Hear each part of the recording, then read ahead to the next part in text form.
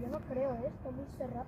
Últimamente el Tibidabo no está abriendo tan a menudo, Últimamente el Tibidabo no está abriendo tan a menudo. Ang ganda ng view. Dito ka namin sa tuktok ng bundok. Detrás del Tibidabo. Ayan, kitang-kita yung ano. Hola chicos, buenos días.